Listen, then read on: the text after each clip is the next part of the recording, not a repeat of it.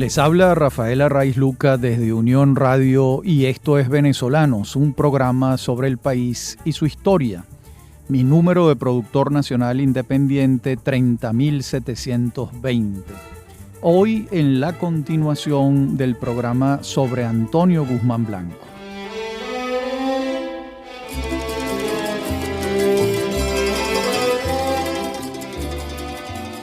La semana anterior hicimos el capítulo 1 y esta semana el capítulo 2 y último.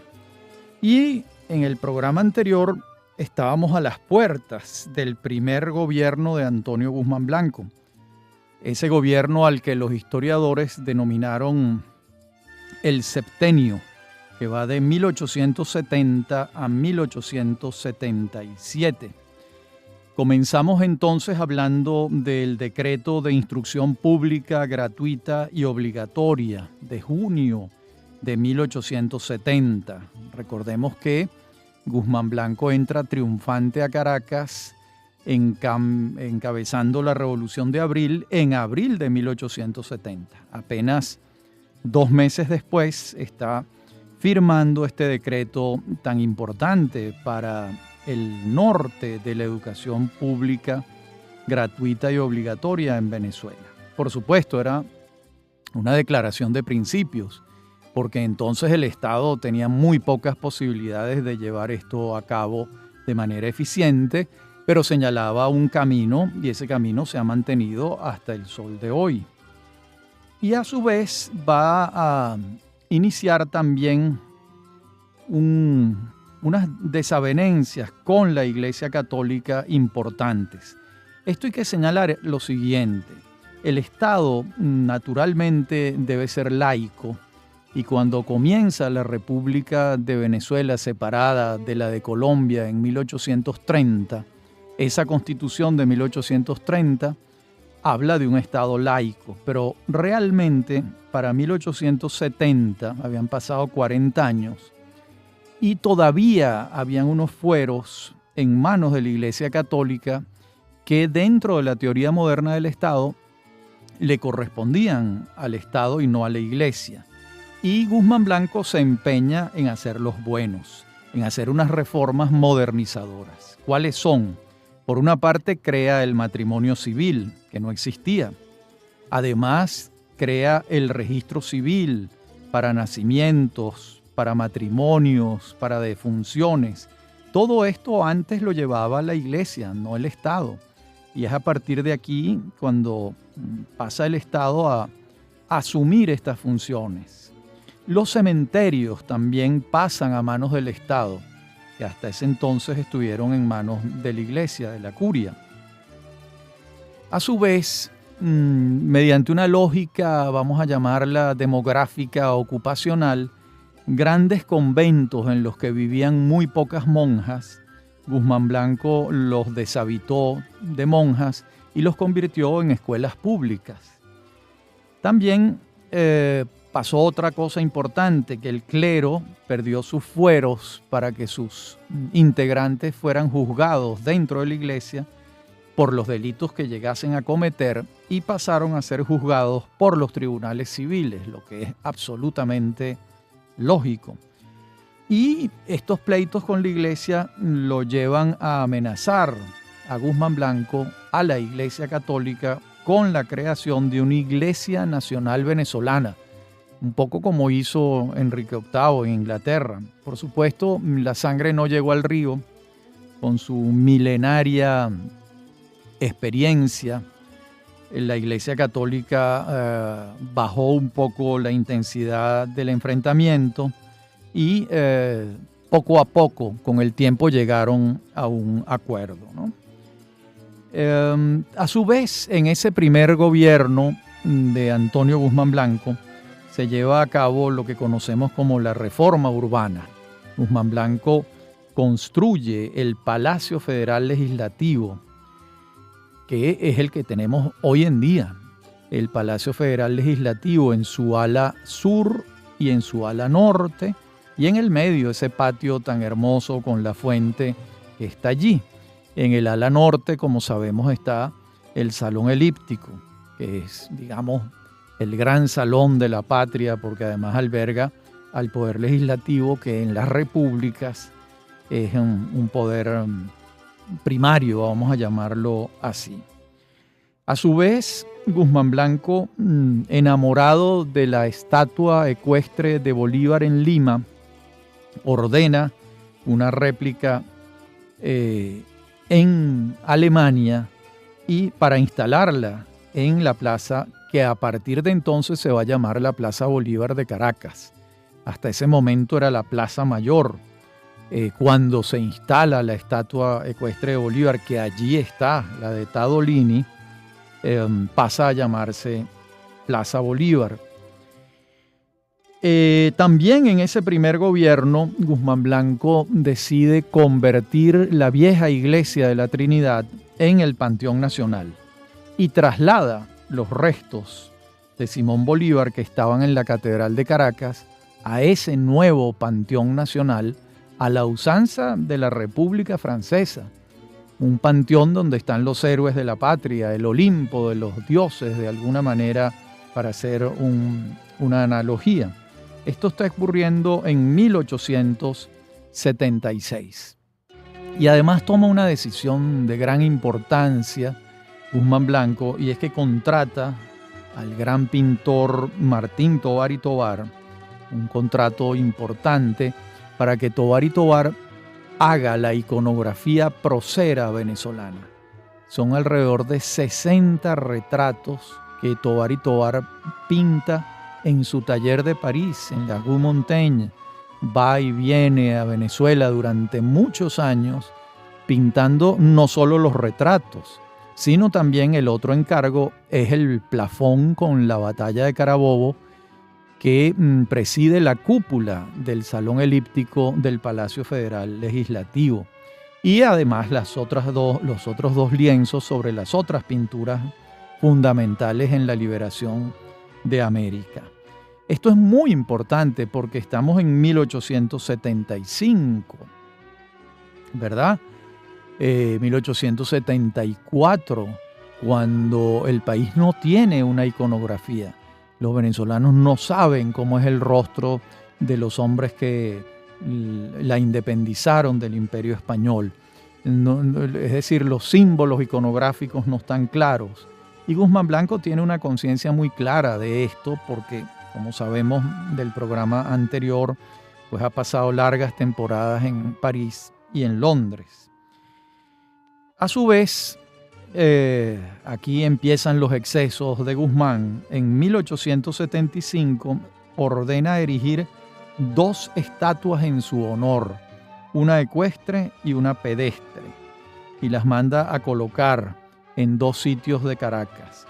Una entre el Palacio Federal Legislativo y la ya entonces Universidad Central de Venezuela. Hoy en día eso es el Palacio de las Academias. Y otra en la colina del Calvario, si mi memoria no falla. Por cierto, en ese periodo también Guzmán Blanco va a construir el acueducto del Calvario, trayendo las aguas del río Macarao a Caracas, y hace el acueducto y unos jardines un tanto versallescos, muy afrancesados, muy hermosos por supuesto, que están en el tope de la colina del Calvario una vez que uno sube las escalinatas. Ordena construir un gran teatro que en principio se llamó el Teatro Guzmán Blanco en su honor y hoy en día es el Teatro Municipal. También ordena construir el Cementerio General del Sur y el templo masónico, que está allí, está en pie el templo masónico. Como vemos, inicia un proceso de modernización infraestructural y también inicia un proceso megalómano de culto a la personalidad alrededor de sí mismo. Hay que ver lo que significa que un hombre se mande a hacer 2 estatuas a sí mismo.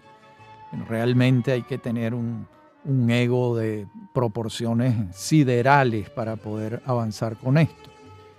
A su vez, en este primer gobierno estimula la redacción de una nueva Constitución Nacional, que es la Constitución Nacional de 1874. Y ahí empiezan los retrocesos para el espíritu democrático venezolano, porque en esa Constitución se elimina el voto secreto. Es decir, el que vaya a votar tiene que poner su nombre y su apellido diciendo por quién votó. Por supuesto, frente a un autócrata como Guzmán Blanco, la eliminación del voto secreto es, en pocas palabras, la muerte de la libertad para elegir que tenían los ciudadanos. Y a su vez, él reduce el periodo presidencial a 2 años. Pudiera pensarse que esta es una medida ultrademocrática, pero en este caso no lo es. Lo que él estaba pensando era que a él lo sucedía a alguien durante 2 años. En esos 2 años no tenía tiempo de orquestar una reacción en su contra. Esos 2 años los vivía él en París y regresaba. Y en efecto, así fue, como veremos en la próxima parte del programa. Ya regresamos.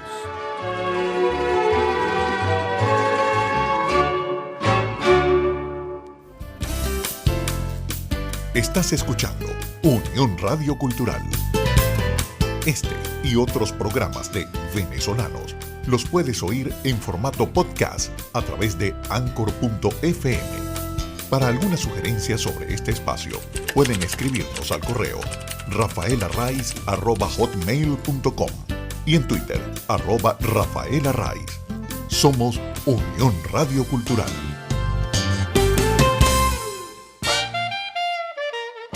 Los fines de semana son propicios para la conversación con los más variados temas: historia, compositores, cantantes, cine, series de televisión, personajes de la farándula, 5 minutos y 1.000.000 de recuerdos. Sábados y domingos, conversaciones con Gustavo Trías. Somos Unión Radio Cultural.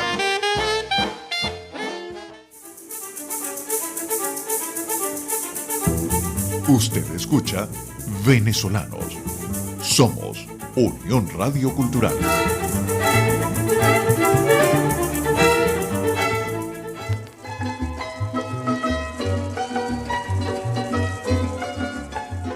Decíamos en la parte anterior del programa que Guzmán Blanco, con base en la Constitución de 1874, no se presenta a las elecciones, no se lo permitía la Constitución. Se presenta a alguien a quien él respalda, que es Francisco Linares Alcántara, el general. Ese era su candidato. Y en 1877, después de 7 años en el gobierno, le entrega la presidencia de la República Guzmán Blanco a Linares Alcántara, y Guzmán Blanco se va como ministro plenipotenciario a Europa. Como sabemos, este cargo hoy en día sería embajador, la denominación. Este cargo lo ejerció muchas veces durante el gobierno de Juan Crisóstomo Falcón, y ahora volvía porque Guzmán estaba enamorado de París. Y apenas el barco va avanzando por el Atlántico hacia Francia, apenas llega Guzmán Blanco al puerto de Le Havre en Francia, y muy pocas semanas después empieza una reacción de Linares Alcántara en contra de Antonio Guzmán Blanco. Lo primero que hace es demoler las estatuas de Guzmán Blanco, con el beneplácito del pueblo antiguzmancista y la molestia del pueblo guzmancista, pero eso hizo Linares Alcántara.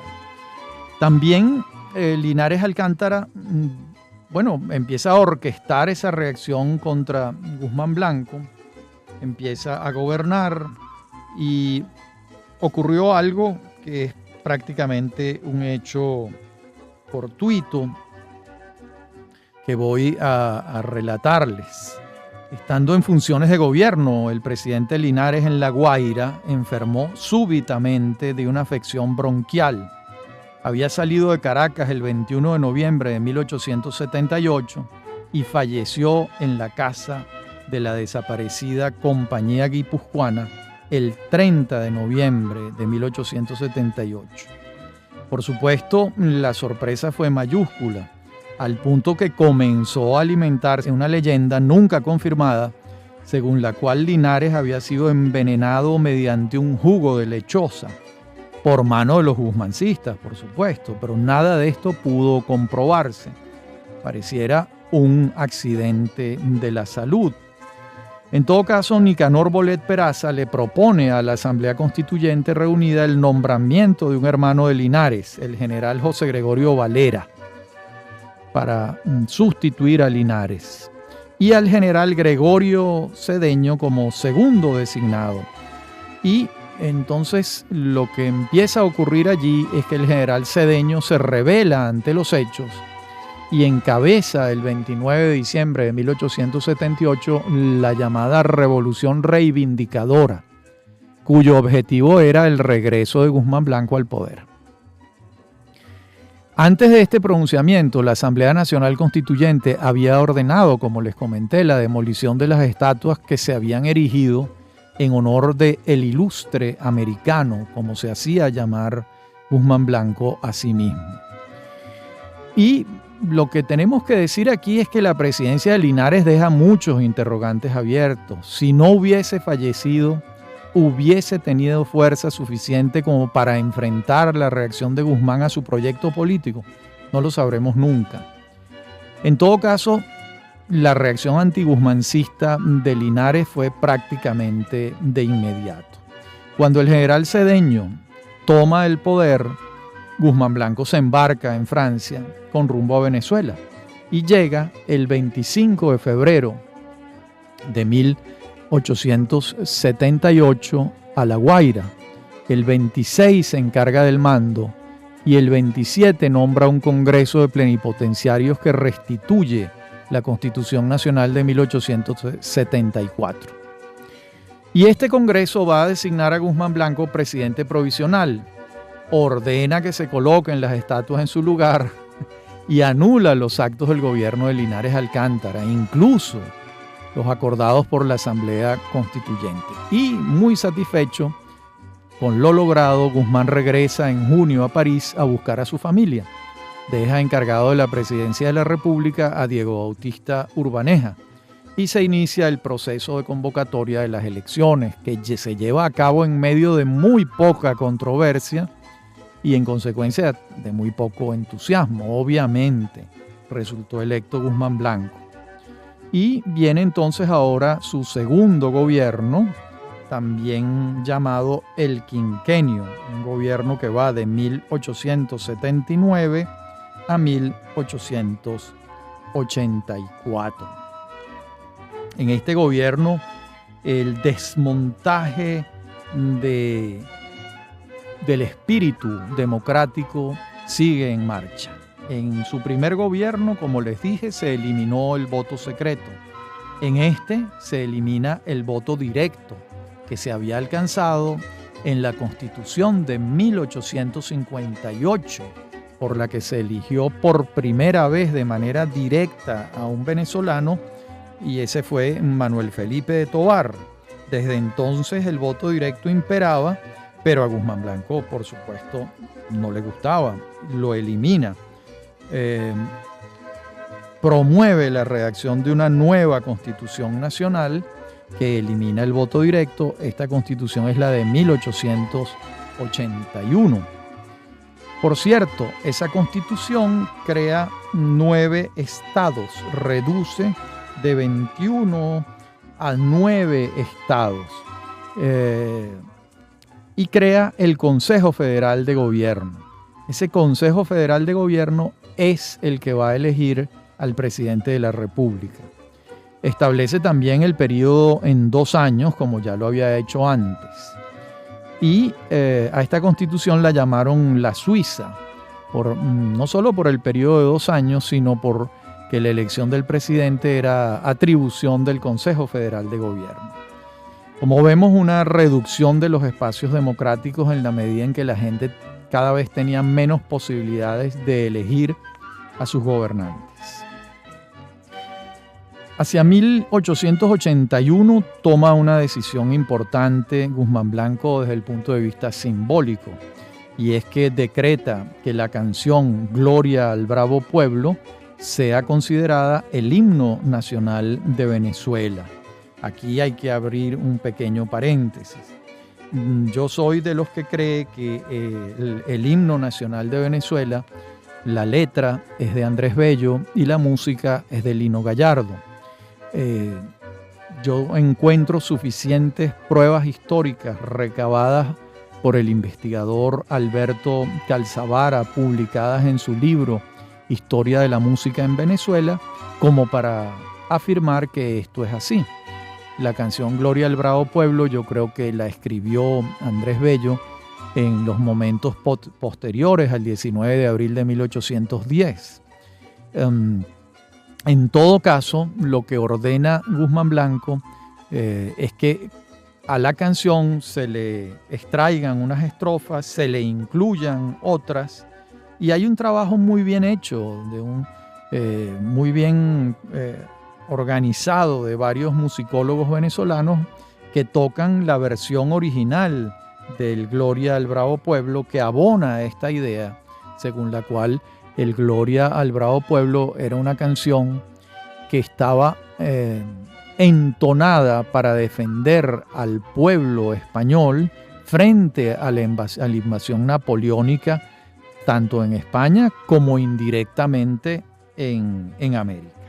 En todo caso, Eduardo Calcaño, por orden de Antonio Guzmán Blanco, pues hace la cirugía en la canción y se convierte en el himno nacional de Venezuela hasta el sol de hoy. En este segundo gobierno también vienen otros hechos que abonan el espíritu moderno de Guzmán Blanco. Se instalan los primeros telégrafos y comienzan a construirse los ferrocarriles, los trenes, en particular el ferrocarril Valencia-Puerto Cabello y el Caracas-La Guaira. Guzmán Blanco quería que para 1883, fecha en que se celebraría el centenario del nacimiento del Libertador, estuviese en funciones el ferrocarril Caracas-La Guaira. Ese ferrocarril lo construyeron los ingleses. Tecnología y capital inglés, con algunos cuantos obreros venezolanos. Y el ferrocarril Valencia-Puerto Cabello y luego el Caracas-Valencia lo construyeron los alemanes. La construcción de los ferrocarriles es un tema muy, muy interesante porque hay una cláusula en la que la República de Venezuela se compromete a que haya o no haya suficientes ingresos por los pasajeros y por la carga. Los constructores de los ferrocarriles que lo han hecho metiéndose la mano en el bolsillo, poniendo su dinero, van a recibir todos los años el 7% de su inversión para recuperarla. Si acaso el pasaje y la carga no llegan al 7%, como en efecto ocurrió, lo que faltaba lo ponía el Estado venezolano. Ese es el origen de la primera gran deuda externa venezolana que le va a estallar en la mano a Cipriano Castro en 1902. De modo que aquellos charcos de 1902 vienen de estos lodazales que está creando Guzmán Blanco con la construcción de los ferrocarriles y la manera como los construyó. En la próxima parte del programa seguimos con este tema que es fascinante de los ferrocarriles en Venezuela y este proceso modernizador encabezado por Antonio Guzmán Blanco. Ya regresamos.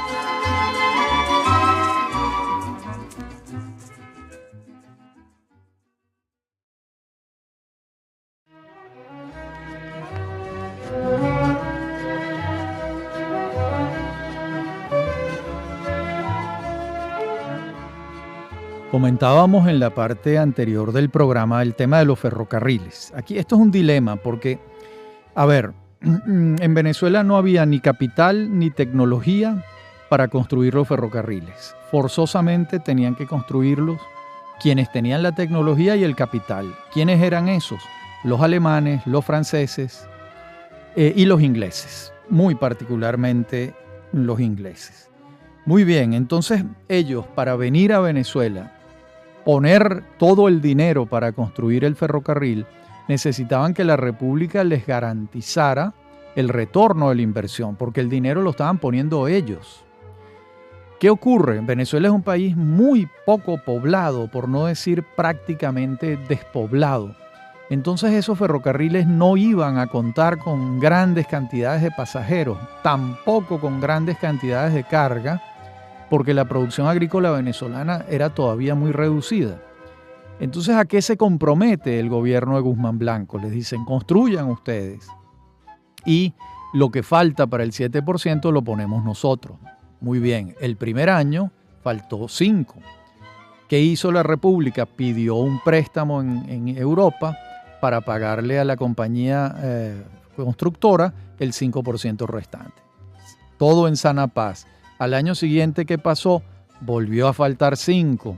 ¿De dónde salía el dinero para pagarlo? Otro préstamo. Este préstamo pagaba el del año anterior. Y así se fue creando una bola de nieve financiera hasta que llegó un momento en que prácticamente era impagable. Ahora, la gran pregunta aquí es, ¿no se han debido construir? Es decir, ¿había otra forma de construirlos? La respuesta es no, porque aquí no habían capitales para hacer eso. Aquí no habían capitales porque Venezuela estaba lejísimos de ser una nación industrializada y el capitalismo era incipiente, era un capitalismo de comerciantes. Entonces, ¿quién podía tener grandes capitales como para construir unos ferrocarriles y además quién tenía la tecnología? Por supuesto que los venezolanos en aquel entonces ni hablar. Entonces, este es un tema, bueno, es prácticamente un dilema sobre el que hay que, que pensar en él. Bien, les comentaba que se acercaba 1883. Ese es el año en que, a mi juicio, comienza el culto bolivariano en Venezuela. El culto bolivariano es obra de Antonio Guzmán Blanco. Él es el que cambia la denominación de Plaza Mayor a Plaza Bolívar. Él es el que ordena la réplica de Tadolini, el escultor italiano fabuloso, para colocarla en la Plaza Bolívar de Caracas. Es exacta a la de Lima. Él es el que exhorta a que las plazas mayores de las ciudades principales de Venezuela pasen a llamarse Plazas Bolívar. Él es el que establece la moneda, el bolívar, que sustituye al peso, y comienza la moneda venezolana a llamarse bolívar hasta el sol de hoy.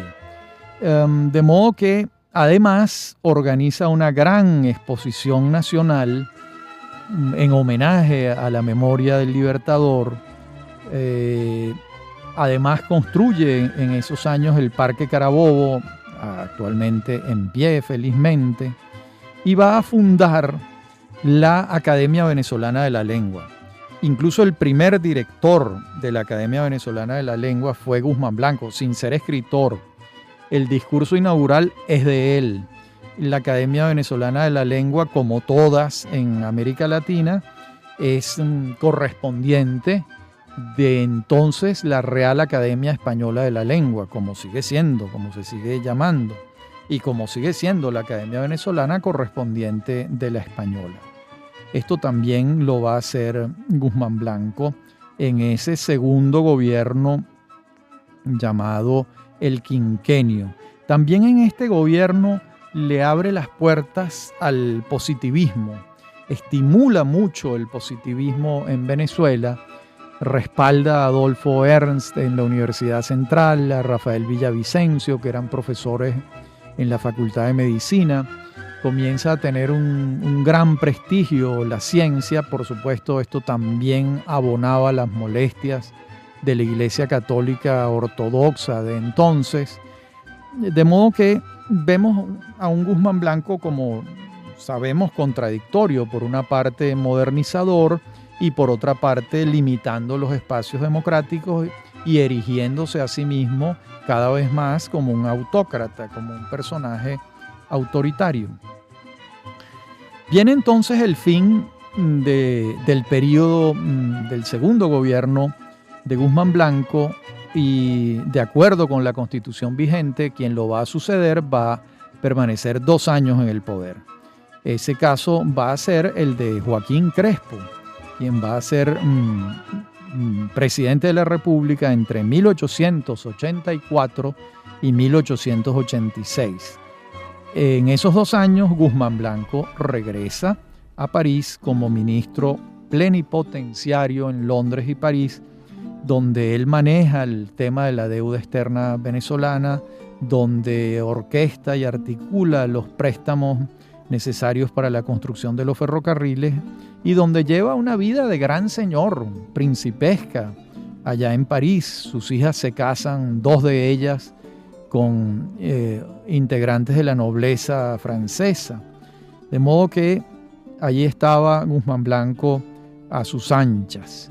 En esta oportunidad, Joaquín Crespo no hace lo mismo que Linares Alcántara, hace un gobierno en concordancia con su jefe, el general Guzmán Blanco, y a los 2 años le entrega el poder a Guzmán Blanco, que va a encabezar un gobierno de 2 años, de 1886 a 1888. Ese tercer gobierno, los historiadores un poco adulantes de Guzmán Blanco lo llaman la aclamación. Pero es un gobierno todavía más raro que los anteriores, casi no hace nada, muy poca acción de gobierno tiene Guzmán Blanco en este periodo. Digamos que lo que él venía a hacer ya estaba casi todo hecho, porque todo lo que he relatado es una transformación importante de Venezuela. Y ya Guzmán estaba quizás más enamorado de su vida europea, de la manera como lo recibían, lo trataban, del trato de gran señor que tenía en Francia. Y bueno, a él lo eligen para sustituir a Joaquín Crespo y después de electo se tarda unos meses en llegar a Venezuela, de modo que no tenía mucho apuro en estar aquí. Varios proyectos que venían de su gobierno anterior seguían en marcha. Es el caso de los ferrocarriles. En ese tiempo se construye el Gran Ferrocarril Venezuela, ¿verdad? El que salía de lo que hoy en día es la Plaza de los Museos en el Parque Los Cabobos, iba por todo lo que es la línea. El trazado del ferrocarril sirvió para que se construyera la Avenida Libertador. Ese ferrocarril avanzaba por toda la Avenida Libertador, después tomaba buena parte de lo que es hoy en día la Avenida Francisco de Miranda, llegaba a los 2 caminos y se escindía. Había un ramal veraniego, que subía hacia Los Chorros, donde la élite caraqueña tenía sus casas de campo, donde pasaban las vacaciones, allí o en Macuto. Macuto, a su vez, Guzmán Blanco lo había concebido como una suerte de Biarritz, el gran balneario vasco-francés, en el país vasco-francés, entre España y Francia. Y el otro ramal, en los 2 caminos, tomaba hacia Petare, bajaba por Petare hacia los valles del Tuy y recorría buena parte de los valles del Tuy. Y el otro ferrocarril que se construyó también en este periodo fue Caracas-Antímano.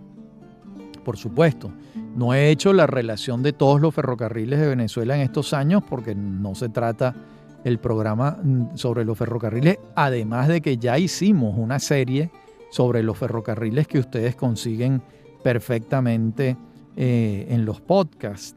De modo que quienes estén interesados particularmente en este tema, los remito a esa serie de programas sobre la creación de los ferrocarriles en Venezuela. No solo la creación, sino la creación y la continuación de los ferrocarriles en Venezuela hasta su desaparición.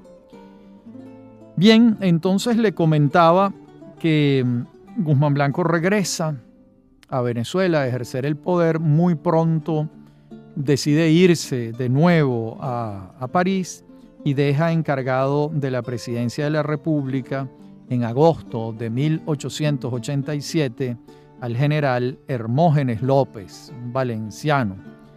Y se acercan las elecciones de 1888, en las que Guzmán Blanco tiene su propio candidato, que por cierto no es Hermógenes López, sino el doctor Juan Pablo Rojas Paul.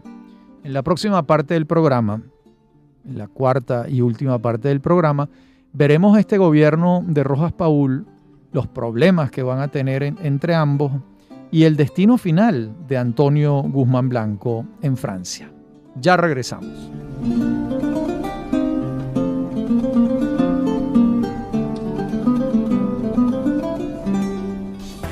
Estás en sintonía de Unión Radio Cultural.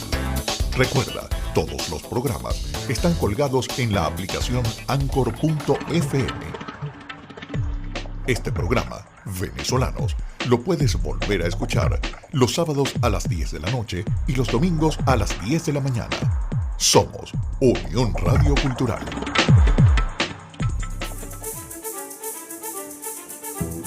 Usted escucha Venezolanos. Somos Unión Radio Cultural.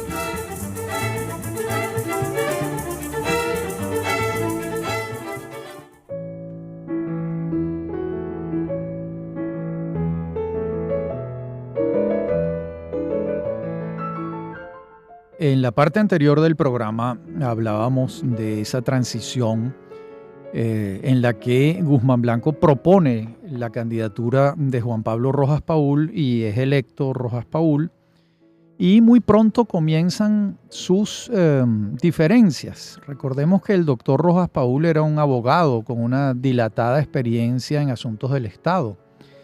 Había estado estrechamente ligado a Guzmán Blanco a tal punto que al momento de proponerlo, dice Guzmán lo siguiente, cito: es leal, es inteligente y conoce todos los resortes de la administración pública. Bien, era cierto, sus conocimientos del laberinto de las finanzas públicas, así como de todos los caminos jurídicos, lo distinguían de muchos otros al doctor Rojas Paul. Además, profesaba un denodado amor por el ejercicio del poder y había trabajado por años para alcanzarlo. No de otra manera puede interpretarse el abundante epistolario entre Guzmán Blanco y Rojas Paul, así como el anecdotario que recoge sus angustias anteriores a la designación. Lo primero que va a enfrentar Rojas Paul como presidente es el alzamiento del general Crespo, quien se acerca a Coro a bordo de la goleta Ana Jacinta, hasta que es apresado por el general Francisco de Paula Páez el 2 de diciembre de 1888. Luego es trasladado a la cárcel de La Rotunda en Caracas, a donde va a visitarlo el presidente Rojas Paul. Entre ambos se llega a un avenimiento. Crespo acepta abandonar el camino de la insurrección armada, Rojas Paul lo indulta y Crespo sale hacia Perú en el mismo mes de diciembre. Este hecho fue el primero que marcó una distancia entre Rojas Paul y Guzmán Blanco.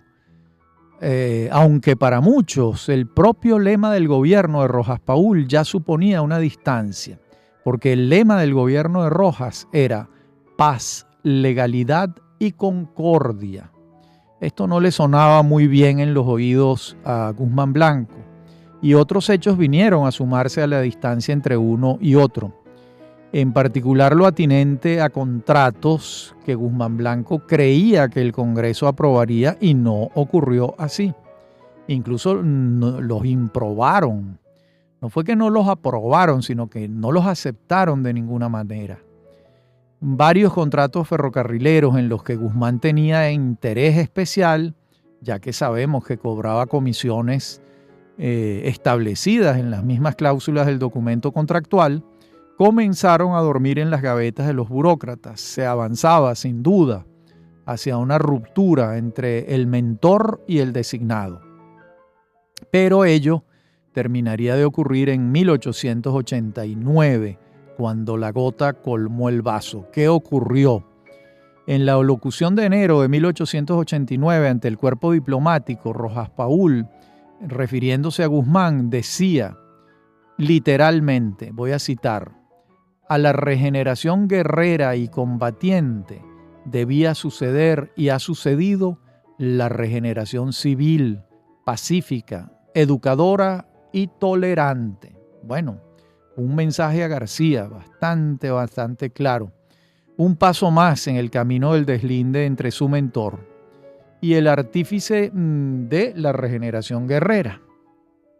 En abril, Guzmán hace pública su incomodidad ante el gobierno de Rojas Paul, ya que lo hace quedar mal ante los empresarios europeos con los que negocia diversos contratos de obras para el país. El 27 de abril, fecha en la que se llevaba una ofrenda floral ante las estatuas de Guzmán, unos antiguzmancistas lo impidieron y el gobierno no hizo nada. Un último episodio antes de la ruptura fue el amago que hizo Rojas Paul de renunciar, pudiendo mediante este recurso demostrarle a Guzmán Blanco que la romería de gente que se acercaba a su despacho a pedirle que no dimitiera era prueba de sus propios apoyos, al margen del respaldo inicial que le había dado el propio Guzmán. Esto termina con que el 5 de junio de 1889, el ilustre americano, con todas las comillas del caso, renunció a su cargo de ministro plenipotenciario y agente fiscal de Venezuela en Europa, mediante una carta enviada al Ministerio de Relaciones Exteriores. Ya la ruptura era total. A partir de allí empiezan a ocurrir otros sucesos. Después de la ruptura, los estudiantes en octubre de 1889 vuelven a tumbar las estatuas de Guzmán Blanco y además asaltan y saquean la casa de Guzmán Blanco en Macuto. De modo que esta era la ruptura total. Entre tanto, Guzmán Blanco va a vivir en Les Champs-Élysées, en esa avenida imperial y bellísima de París, en la Rue Pérouse, número 25, en un pequeño palacete. Allá va a permanecer en un exilio que al principio fue un exilio dorado, pero después se fue poniendo, yo no diría que dorado, sino gris, y terminó siendo negro porque él fue consumiendo sus ahorros, va perdiendo su fortuna, no quería cambiar su ritmo de vida. Su ritmo de vida era evidentemente de una especie de príncipe europeo, pero los ingresos de Venezuela comenzaban a mermar. Los intereses que tenía en Venezuela comenzaron a dejar de producirle remesas y comenzó el general Guzmán Blanco a padecer unas cuantas penurias en la medida que iba perdiendo su fortuna. Va a morir el 28 de julio de 1899. Entonces tiene el general Guzmán Blanco exactamente 70 años. Había nacido en 1829.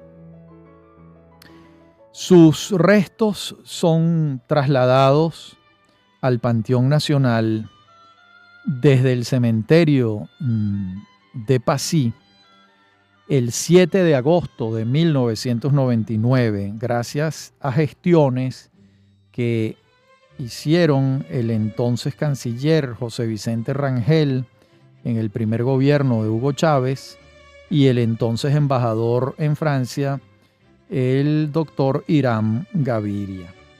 Bueno, llegaron los restos de Guzmán Blanco muchos años después, bueno, 100 años después. Bien, hasta aquí la vida y obra de él.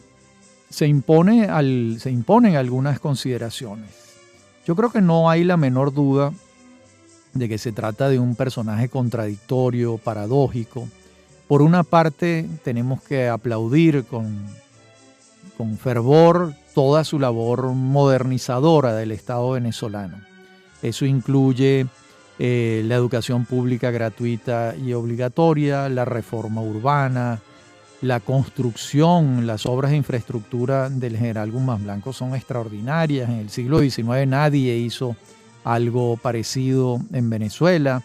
Entre otros es el creador del MOP, y designa allí nada menos que a Jesús Muñoz Tebar, que es, junto con el general Rafael Alfonso Rabar en el siglo XX, Muñoz Tebar en el siglo XIX, son los dos grandes gerentes públicos de Venezuela, los grandes constructores, junto con otros, por supuesto, junto con José González Lander en el Metro de Caracas, Leopoldo Sucre Figarela como ministro de Obras Públicas, y unos cuantos venezolanos más que consagraron sus vidas de ingenieros a la construcción infraestructural del país.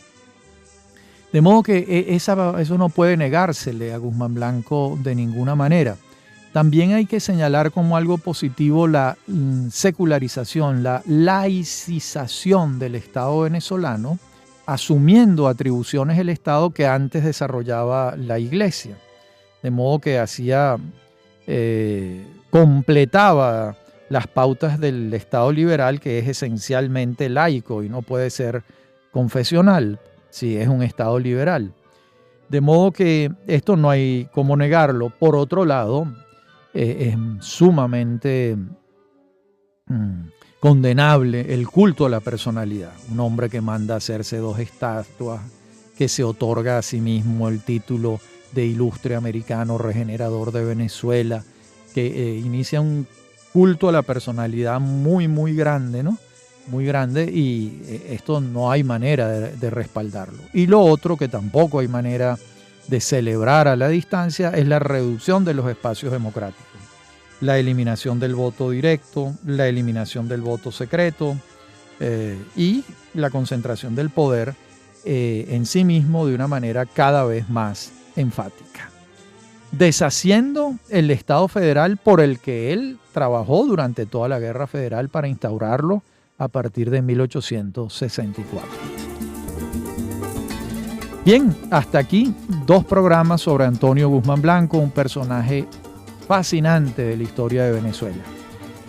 Me acompañan en la dirección técnica, en la producción, Inmaculada Sebastiano y Fernando Camacho. En la dirección técnica, Fernando Camacho y Juan Clark. A mí me consiguen en mi correo electrónico rafaelarraiz@hotmail.com y en Twitter @rafaelarraiz.